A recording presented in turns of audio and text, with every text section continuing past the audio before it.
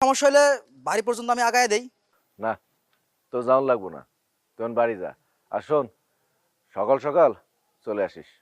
ওস্তাদ, একটা কথা কইতাম। হুম।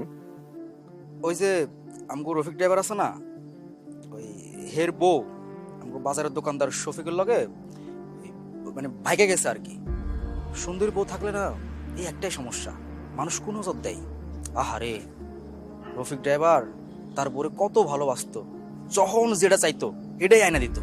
কিন্তু ওই যে টাহার লোভ কেউ সামলাতে পারে না। যাই হোক ওস্তাদ, ভাবির একটু চোখে চোখে রাখেন, কথা তো যায় না কখন আবার শকুনের নজর পড়ে যায়। আমি যাই ওস্তাদ, ঠিক আছে? আসসালামু আলাইকুম। বন্ধু, বন্ধু তুই আমার মাফ করে দে বন্ধু। বন্ধু তুই আমার মাফ না করলে আমি সারা রাত তোর পাও ধরে পড়ে থাকবো। তুই আমার মাফ করে দে। পাসার পাসার। না তুই আমার মাফ করছিস ক, তাইলে নাইলে পাসার। আচ্ছা, মাফ করছি, ওঠ এবার যা। এই যে আমার তো মনে হয় দোস্ত তুই মুখ দিয়ে মাফ করলি, মন থেকে মাফ করস নাই দোস্ত।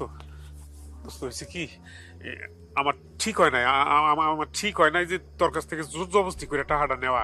বন্ধুর কাছ থেকে জোর করে টাকা নেয়, টাকাটা নেই দোস্ত। এই টাকাটা তোর কাছেই থাক, তুই জন পারস দিস যা। তোর